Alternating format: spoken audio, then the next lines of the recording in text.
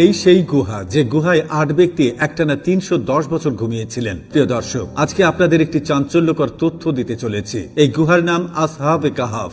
সকল মুসলমানরাই এই গুহার নাম শুনেছেন। বিজ্ঞানীরা দীর্ঘ বছর পর গবেষণা করে কি পেলেন সেই গুহায়, সেটি দেখাতে চলেছি আজকের ভিডিওতে। কেন বিজ্ঞানীরা এত বছর পর সেই গুহায় অভিযান চালালেন, কি পেলেন তারা, কেনই বা তারা পবিত্র কোরআনকে ঘিরে নানা রহস্যময় বস্তু মানুষের সামনে তুলে ধরেছেন। চলুন বেশি কথা না বলে শুরু করি আজকের ভিডিও। তার আগে বলে রাখি, আপনি যদি মুসলমান হয়ে থাকেন অবশ্যই ভিডিওটি সম্পূর্ণ দেখবেন এবং অন্যকে দেখার সুযোগ করে দিবেন।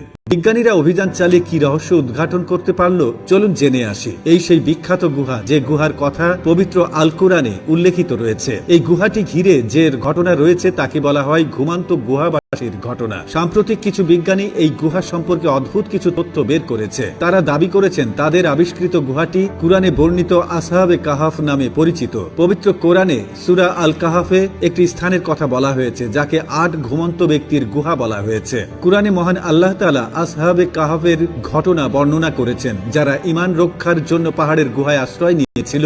আল্লাহ ৩ শতাধিক বছর তাদের ঘুমন্ত অবস্থায় রেখে দেন। অতঃপর অল্প সময়ের জন্য গুহা থেকে বের হয়ে আসে এবং আল্লাহর কুদরতের সাক্ষ্য দিয়ে আবার গুহায় ফিরে যায়। আসহাবে কাহাফের গুহা কোথায় অবস্থিত তা নিয়ে ঐতিহাসিকদের মধ্যে বিতর্ক রয়েছে। বর্তমানে ৫ দেশের মোট ৮ স্থানকে আসহাবে কাহাফের গুহা বলে দাবি করা হয়। দেশ ৫টি হল জর্ডান, আজারবাইজান, তুরস্ক, চীন ও তিউনিসিয়া। এর মধ্যে তুরস্কের সর্বাধিক ৪ স্থানকে আসহাবে কাহাফের গুহা বলে দাবি করা হয়। তবে ইমাম তাহাবি রহমতুল্লাহ আলাইহি আব্দুল্লাহ ইবনে আব্বাস রাদিয়াল্লাহু তাআলা আনহুর সূত্রে বর্ণনা করেন, আসহাবে কাহাবের গুহা আকাবা সাগরের কাছে তথা জর্ডানে অবস্থিত। তারা যখন গুহায় প্রবেশ করে তারা দেখতে পায় এর ভেতরে রয়েছে আলাদা একটি দুনিয়া। প্রথমত তাদের চোখে পড়ে বিশাল একটি নদীপথ বা খালের মতো জলাশয়।